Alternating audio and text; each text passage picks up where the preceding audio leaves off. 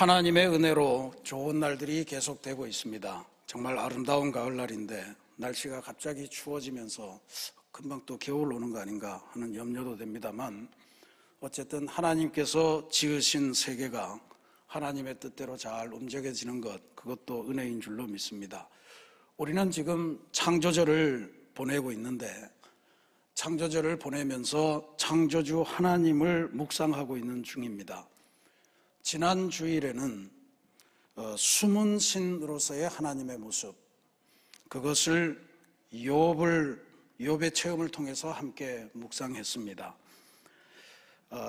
그랬을 것 같은 생각이 듭니다.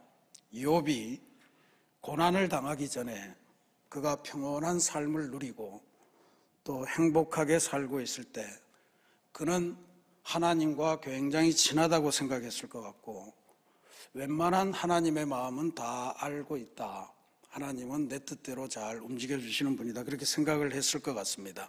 근데 그렇게 친숙하게 여겨졌고 또 서로 잘 안다고 생각했던 그 하나님이 고난의 현실 속으로 들어가면서 점점 낯설어지는 하나님으로 바뀌는 것 같은 그런 체험을 욥이 하고 있는 것 같아요.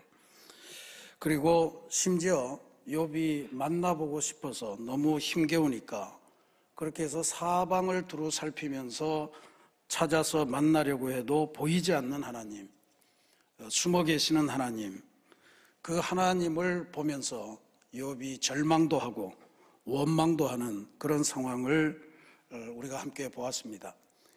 사실 인간이 창조주 하나님을 안다는 것은 거의 불가능합니다. 하나님이 우리를 아시는 거죠. 인간은 하나님만을 모르는 게 아니고 우리와 함께하는 이웃, 가족, 친구, 심지어 자기 자신도 잘 모르는, 뭘 모르는 존재가 인간입니다. 몇십 년 전에 김국환이라는 가수가 타타타라는 노래를 불러서 크게 유행한 적이 있었습니다. 그때 그가 노래하기를, 네가 나를 모르는데 난들 너를 알겠느냐, 한 치 앞도 모두 몰라, 다 안다면 재미없지, 모르는 게 낫다, 뭐 이렇게도 노래를 했습니다만, 그게 우리 인간의 모습입니다. 인간의 한계입니다.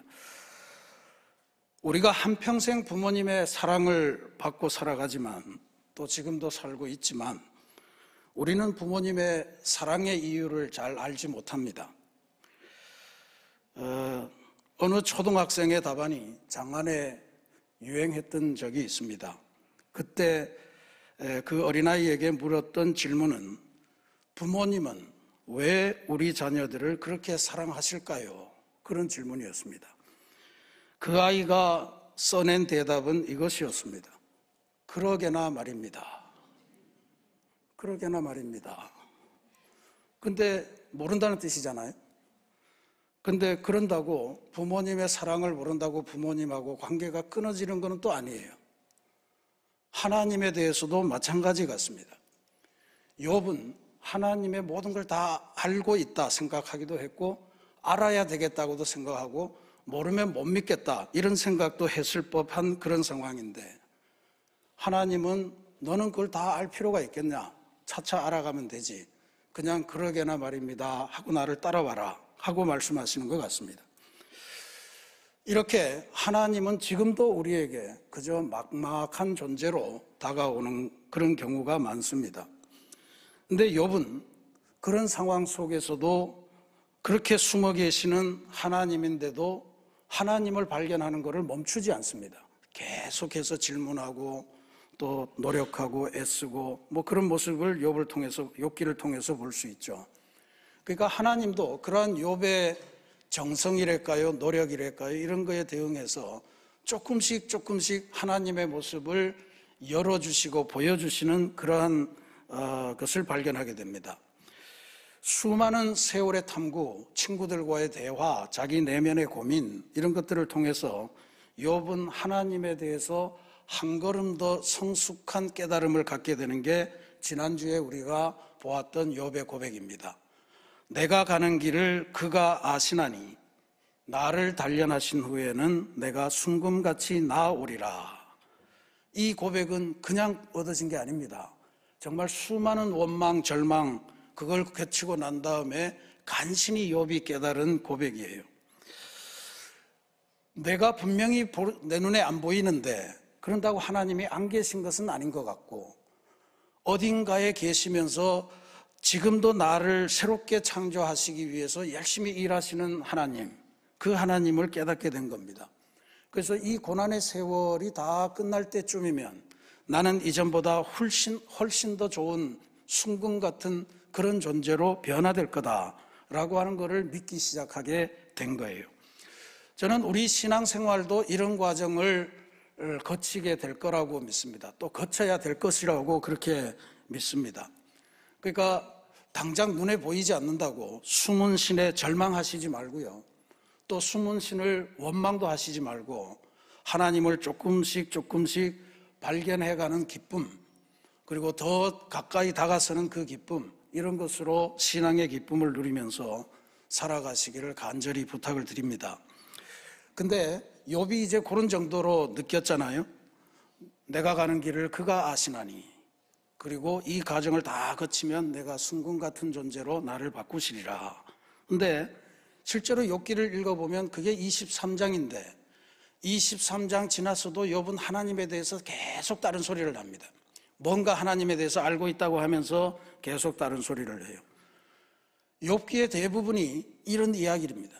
욥이 나는 하나님을 이렇게 알고 있어 하는 거고, 욥의 친구들은 우리가 아는 거는 이런 하나님이야 이러면서 서로 티격태격 싸우는 거예요. 욥의 친구들은 재산도 잃고 가족도 잃고 그리고 건강도 잃고 고난에 빠져 있는 욥을 향해서 하나님은 인과응보의 하나님이야. 착한 사람은 상을 주고 죄를 지은 사람은 벌을 주셔. 그러니까 너는 몰라도 뭔가 죄를 지었기 때문에 이런 벌을 받고 있는 게야. 이 이야기를 합니다. 근데 욥이 생각하기에 전혀 그렇지 않습니다. 내가 물론 한 점 흠없는 사람은 아니나 이렇게 끔찍한 재앙을 받을 정도로 내가 그렇게 남들보다 심각한 죄악을 범했단 말인가? 만약에 나처럼 이런 재앙을 받는 사람이 많다면 공평하신 하나님이라고 하겠지만 나는 그게 아닌 것 같아. 하나님이 뭔가 다른 뜻을 갖고 내게 이 재앙을 내리신 것 같아. 나는 그걸 알고 싶어. 이러면서 지금 계속해서 하나님의 뜻을 알고자 애쓰는 겁니다. 그러다가 화도 냅니다. 하나님, 사람이 옳고 그름을 따져가시면서 벌도 주셔야지 전혀 영문도 모른 채 알려주시지도 않은 채 이렇게 벌만 주시면 어떡합니까? 그러면서 항의도 합니다. 이게 욥기의 대부분의 내용입니다. 욥과 친구들이 이런 대화를 서로 하면서 하나님이 내가 아는 하나님은 이런 하나님이야 뭐 이러면서 하나님을 원망도 하고 뭐 이러는 과정을 거쳐서 이게 다 끝나갈 무렵쯤 돼서 하나님께서 드디어 등장하십니다. 오늘 말씀 보니까 폭풍우 가운데에서 하나님이 나타나셨다 그랬어요. 아마 인생의 격동 속에서 나타나시는 하나님을 상징하는 표현이 아닐까 그렇게 보는데, 폭풍우 속에서 나타나셔서 폭풍처럼 수많은 질문들을 욥에게 쏟아 놓으십니다. 이게 황당하죠. 욥은 내가 고난받는 하나님의 뜻을 알고 싶다고 하는데 하나님은 그런 거에는 대답하실 생각이 없습니다. 전혀 상황과는 상관없어 보이는 하나님의 질문들을 가지고 욥에게 나타나신 것입니다. 이 질문이 38장부터 41장까지 계속되고요. 오늘 우리가 읽은 부분은 그 질문의 서론 부분입니다. 하나님의 질문이 무슨 말로 시작되는지 주목해 보는 게 중요하겠습니다. 2절 말씀에 무지한 말로 생각을 어둡게 하는 자가 누구냐? 이것도 질문입니다. 무지한 말, 알지 못하는 말로 하나님에 대한 생각을 어둡게 하는 자가 누구냐? 욥, 네가 지금 하는 일이 그런 일이다. 나한테 복을 받았다고 나를 아는 척하면서 이리저리 떠든다만 하나님에 대한 생각을 어지럽게 만드는 그러한 존재가 바로 너다. 이 이야기를 하면서 하나님께서 오늘 본문에서는 3가지 질문을 하시는데 그 3가지 질문이 38장부터 41장에 나오는 계속 질문입니다. 여러분들 한번 댁에 가서 꼭 읽어보시길 바라는데, 이 질문을 요약한 질문이에요. 천지창조의 비밀과 관련된 질문을 하십니다. 내가 땅에 기초를 놓을 때 네가 어디 있었느냐? 그 다음에 이 천지를 측정할 수 있는 도량법, 그걸 누가 정했을까? 그리고 천지의 기초, 주추돌, 그리고 모퉁이돌, 이거는 도대체 누가 어떻게 세우고 놓았겠느냐? 그러니까 이 천지를 창조할 때 너는 어디에서 뭘 했느냐 하는 거고, 그 다음에 이 세계가 어떻게 구성되어 있는지 너 알겠느냐? 이 측정법 누가 만들었겠느냐? 그 다음에 이 천지의 주추와 모퉁이돌, 이 천지를 누가 도대체 유지하고 운행하고 있겠느냐? 이걸 물은 거예요. 그래서 그 다음에 38장부터 41장까지 계속 나오는 하나님의 질문의 핵심은 세 가지로 딱 요약됩니다. 인간에게 이런 질문을 하는 거예요. 너 알고 있느냐? 너 해보았느냐? 그 다음에 너 할 수 있느냐? 이 세 가지입니다. 이 천지가 돌아가는 것, 인생이 돌아가는 모든 역사와 관련해서 너 도대체 뭘 알고 있느냐? 너는 무엇을 해본 적이 있느냐? 무엇을 할 수 있느냐? 이걸 묻는 거예요. 이게 한 3000년 전에 쓰여진 성경임을 기억하면 그때 사람들은 이런 질문에 전혀 대답을 할 수가 없었을 거예요. 오늘 우리는 과학의 발달로 말미암아 산의 염소들이 언제 새끼를 낳는지, 그 다음에 암사슴은 언제 아기를 베는지, 그 다음에 해는 어디에서 뜨는지, 뭐 이런 걸 다 이제 설명할 수 있을 것 같은데, 이거는 최소한 그때 사람으로는 도저히 이해할 수 없는 그러한 질문을 하나님이 하신 겁니다. 성경에 보면 이런 이야기 나옵니다. 산염소가 새끼치는 때를 네가 아느냐? 암사슴이 몇 달 만에 만삭되는지, 그리고 언제 새끼를 낳는지 네가 아느냐? 아느냐에 대한 질문이에요. 그 다음에 너 우박 창고, 재미있지 않습니까? 하늘에 우박 창고가 있어서 거기서 우박이 막 떨어진다고 믿었던 시절이에요. 우박 창고 가본 적이 있느냐? 해 뜨는 곳에 가본 적이 있느냐? 동풍이 처음 시작하는 그곳을 가본 적이 있느냐? 너 해봤냐? 이런 이야기죠. 그 다음에 사자에게 먹이를 계속해서 대줄 수 있느냐? 리오야단, 레비아탄이라고 하는 성경에 나오는 가장 끔찍한 괴물입니다. 이 리오야단과 맞설 수 있겠느냐? 번개를 번쩍이게 할 수 있느냐? 구름을 셀 수 있느냐? 너 할 수 있느냐? 라고 하는 질문을 물어보시는 거예요. 이런 질문에 인간으로서는 당연히 해야 될 대답은 저 아무것도 모릅니다. 할 수 없습니다. 해본 적도 없습니다. 라고 하는 대답밖에 할 수 없는 그 질문을 하면서 하나님이 욥에게 다가오신 거예요. 근데 욥에게만 하나님이 이렇게 다가오신 게 아닙니다. 성경은 아주 처음부터 하나님이 인간에게 다가오실 때는 질문으로 다가오셨다라고 하는 것을 우리에게 보여줍니다. 기억하시죠? 에덴 동산에서 아담과 하와가 범죄했을 때, 선악과를 따먹었을 때 하나님이 아담에게 질문으로 다가오셨습니다. 아담아, 내가 지금 어디 있느냐? 이 질문으로 다가오셨어요. 그 다음에 4장에 넘어가면 하나님의 마음을 얻기 위해서 예배를 드리는데 그 예배에서 동생보다 못한 예배를 드려서 이 하나님의 마음을 얻는데 실패한, 그러고는 질투의 눈이 멀어서 동생 아벨을 돌로 쳐 죽여버린 인류 최초의 살인자 가인이 나오는데, 그 가인에게도 하나님은 질문으로 다가오셨습니다. 어떤 질문이었냐 하면, 가인아, 내 아우 아벨이 어디 있느냐? 하나님이 몰라서 묻는 질문이 아닙니다. 하나님은 아담이 지금 피해서 도망다니고 있다는 것도 알고 계셨고, 가인이 동생을 죽이고서 지금 불안에 떨고 있다는 것도 알고 계시면서 묻는 질문이에요. 왜 물으세요? 왜 묻겠습니까? 지금 너의 처지를 내가 알고 있으니 내가 너를 좀 만나야 되겠다라고 하는 초청장 아니겠습니까?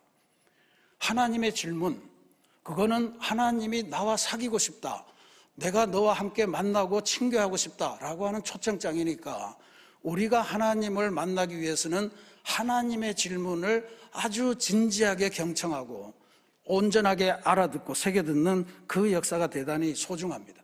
그러니까 하나님을 만나려면 하나님의 질문을 소중하게 대하고 하나님의 질문을 제대로 듣는 것, 이게 우리 신앙생활에서 대단히 중요하다는 것을 알 수가 있습니다. 하나님께서 욥에게 폭풍 같은 질문으로 나오신 것도 동일한 맥락이겠죠. 욥이 그토록 나를 찾아서 나를 발견하려고 애쓰고 우왕좌왕 좌충우돌하고 있는데, 그러면 내가 욥을 한번 만나줘야 되겠다, 진지하게 만나줘야 되겠다, 그래서 나를 제대로 보여줘야 되겠다 라고 하는 하나님의 사랑의 마음이 이 질문들로 나타난 겁니다. 너 뭐 할 수 있냐? 뭐 아냐? 뭐 해봤냐? 이 질문을 갖고 온 거 아니에요. 다시 말씀드리면 사람으로서는 도저히 하나님을 알 수 없지만 하나님이 보여주시면 인간은 하나님을 깨달을 수 있게 된다라고 하는 이야기입니다. 우리는 그저 그러게나 말입니다 라고 하면서 그런 이야기밖에 할 수 없지만, 저는 모릅니다, 저 할 수 없습니다, 저는 해본 적 없습니다 라고 하는 대답밖에 못하지만, 그렇다고 하나님과의 관계가 끊어질 필요는 없다, 내가 너를 만나고자 하고 내가 너에게 나를 보여주겠다 라고 하는 것이 바로 이 질문의 핵심이라 그렇게 믿습니다. 그러니까 이게 욥이 깨달은 사실입니다. 앞에서 이미 한번 깨달았죠. 내가 가는 길을 그가 아시나니 그가 나를 단련하신 후에는 내가 순금처럼 나오겠습니다 하는 것도 알았고, 그리고 이 도저히 대답할 수 없는 이 질문들을 막 쏟아내시는 과정을 보면서 욥이 비로소 깨닫습니다. 그래서 42장에 가면요, 하나님의 질문이 다 끝난 다음에 욥이 깨달은 그 고백이 뭐냐 하면, 내가 주께 대하여 지금까지는 귀로 듣기만 하였사오나 이제는 눈으로 주를 배옵나이다 그럽니다. 지금까지는 귀로 들은 말을 계속해서 내가 아는 것처럼 그렇게 떠들고 다녔지만, 이제 이 질문을 대하고 보니 나는 아무것도 할 줄 모르고 아는 것도 없고 해본 적도 없고 하나님께서 이루시는 그 역사에 내가 아무런 공로도 없지만 하나님께서 직접 보여주시니 이제는 제가 하나님과 아주 친밀한 관계를 맺을 수 있을 것 같습니다. 이런 고백이죠. 하나님을 조금이라도 더 알게 되었습니다. 이제 볼 수 있는 것 같습니다. 이런 감탄의 고백 아니겠습니까? 욥이 하나님께서 던지시는 질문을 들으면서 하나님에 대한 생각이 점점 자리 잡아가고 있는 것을 볼 수 있습니다. 이 세상의 구석구석, 산염소가 새끼를 낳는 거, 그 다음에 암사슴이 새끼를 낳는 거, 그 다음에 괴물을 통제하는 거, 또 뭐 있었습니까? 바람을 불러일으키는 거, 해가 뜨게 만드는 거, 뭐 이런 온갖 가지 거를 아주 빈틈없이 우리는 전혀 신경 쓰지 않아도 하나님이 이 모든 것을 다 주관하시고 온전하게 만들어 가신다. 그게 창조주 하나님이다 라고 하는 걸 일단 느꼈겠죠. 근데 우리는 그 하나님을 모르지만 또 못 볼 수도 있지만 하나님께서는 지금도 이 우주 안에 있는 동물 하나하나까지도 하나님의 사랑으로 인도하고 계시다라고 하는 사실을 깨닫게 된 겁니다. 내 아픔도 이제는 아시는 하나님이시겠구나 하는 걸 알게 된 거예요. 내 아픔 아시는 당신께, 그렇게 된 겁니다. 내 길을 끝까지 인도하시는 하나님, 그게 욥이 발견한 새로운 하나님이었습니다. 저는 이게 참 중요하다고 봅니다. 왜냐하면 우리가 살아가는 세상에는 우리가 도저히 풀 수도 없고 이해도 못하는 수수께끼 같은 일들이 너무너무 많지 않아요. 하나님도 그 중에 하나일 텐데, 근데 그 수수께끼를 다 풀어야만 인생이 승리하는 건 아니잖아요. 그러게나 말입니다. 그러면서 나는 잘 모르지만 그래도 하나님이 나를 지키고 계시니까, 나는 못 봐도 하나님이 나를 지키고 계시니까 하나님을 신앙하는 것이 가능하다. 다 몰라도 알지 못해도 하나님을 믿는 게 가능하다, 하나님과 사귀는 게 가능하다라고 하는 것을 욥을 통해서 우리가 배우게 되는 셈이니까 이게 대단히 중요합니다. 사랑하는 우리 새신교회 성도 여러분, 저는 우리 새신교회 모든 성도들이 욥이 하나님에 대해서 겪었던 이런 변화, 또 그런 변화를 겪으면서 가졌던 감동, 이런 거를 다 체험하고 경험하기를 간절히 소망합니다. 내가 가는 길을 그가 다 아시나니 내가 이 모든 고난을 당한 뒤에는 나도 순금처럼 변화하게 하실 줄로 믿습니다. 이런 고백의 주인공이 되시기를 바랍니다. 또 하나님을 더 알아가면서 지금까지는 내가 그저 하나님에 대해서 귀로만 들었는데 이제는 눈으로 보는 것 같습니다 라고 하는 이런 고백도 할 수 있는 우리가 되기를 간절히 소망합니다. 이건 전부 다 하나님께서 나를 향해 던지는 그 질문을 경청하고 제대로 들어야 가능한 고백이에요. 하나님의 질문을 내가 못 들으면 하나님이 아담에게 하셨던 그 질문 지금도 나에게 하실까? 뭐 그럴 수도 있고 아닐 수도 있을 겁니다. 내 상황 속에서 나오는 질문을 하실 테니까. 그런데 문제가 있잖아요.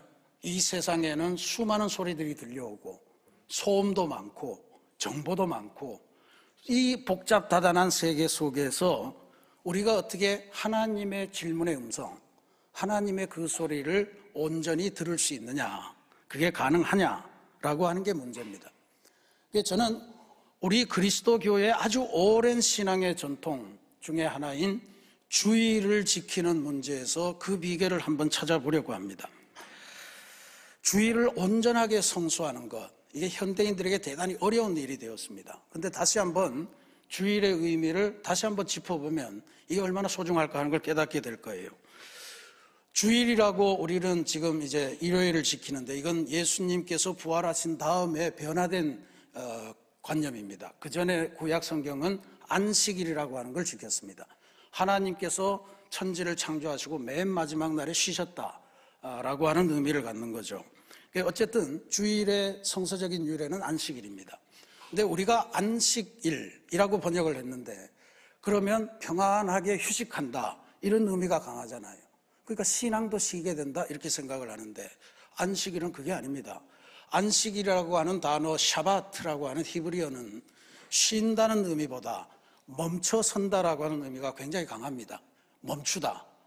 그러니까 일주일의 삶을 살아가는 동안에 하루는 하나님 앞에 멈춰서 하나님을 묵상하는 거예요.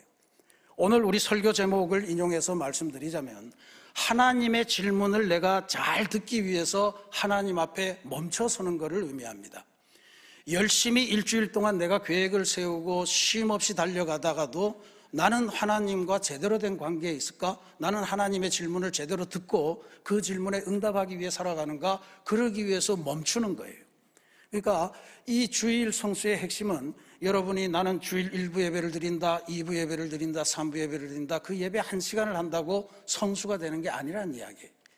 최소한 그날 하루는 하나님의 질문을 듣고 그 하나님의 질문에 나는 어떤 대답을 해야 되는 건가, 내 대답이 어떻게 준비돼야 되는가 하는 것을 알기 위해서 하루 종일을 멈춰서는 시간을 의미합니다. 그러면 예배를 통해서 설교를 통해서는 주로 하나님의 질문을 들을 거예요.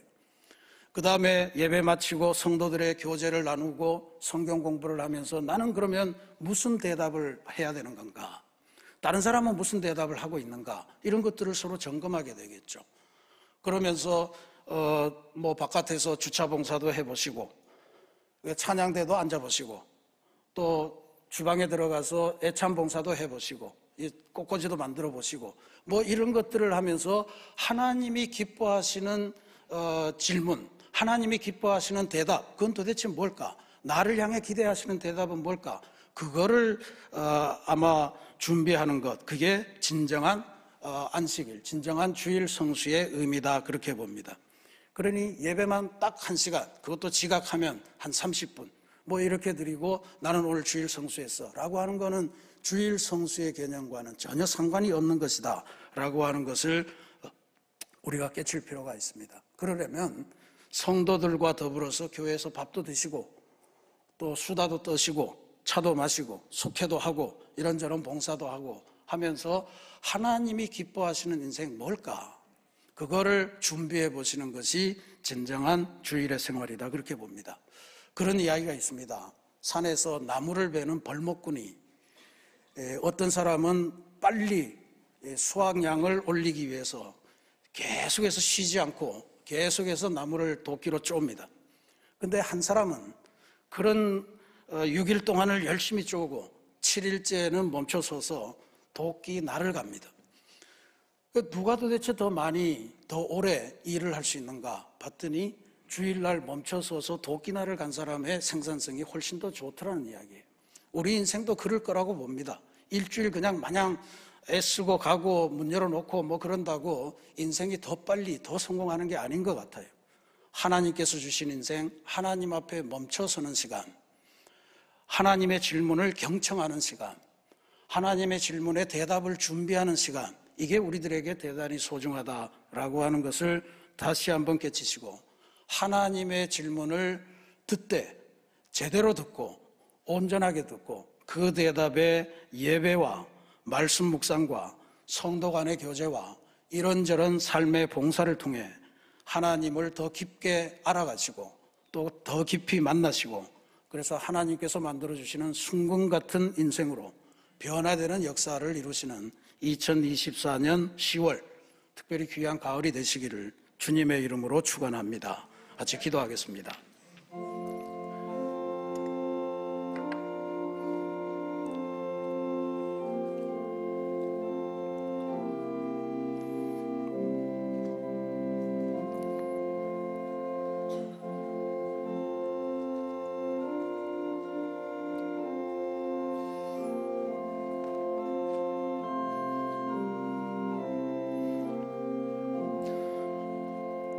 사랑의 하나님, 우리는 하나님을 형상으로만 생각해서 왜 하나님이 안 보일까? 왜 하나님은 침묵하실까? 그러면서 하나님께 원망도 하고 절망도 하고 욥도 그렇게 했는데, 오늘 욥의 모습을 보니 하나님은 질문으로 우리들에게 다가오시는 분임을 다시 한번 깨닫습니다.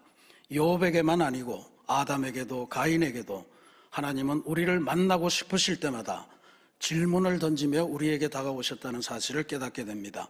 하나님, 우리가 이 험한 세상 살아가면서 하나님 보시기에 아름다운 인생, 행복한 인생, 의미 있는 인생을 살아가는 가장 중요한 비결은 우리를 창조하신 하나님의 우리를 향한 질문을 경청하고 제대로 듣는 것임을 다시 한번 깨닫습니다. 하나님, 그래서 우리가 하나님 앞에 멈춰서는 특별한 시간을 갖게 도와주시고, 그것이 우리에게 허락하신 주일이 되게 하시며, 그것이 우리의 예배와 성도 간의 교제와 하나님의 말씀을 묵상하고 또 주님을 위해 봉사하는 그러한 것을 통해 하나님의 질문에 대답을 준비하는 그런 아름다운 신앙인이 되고, 또 하나님 기쁘시게 하는 대답을 들려드리며 순금처럼 변화해가는 귀한 역사를 이루는 아름다운 그리스도인들이 되게 인도하여 주옵소서. 예수 그리스도의 이름으로 감사기도 드립니다. 아멘.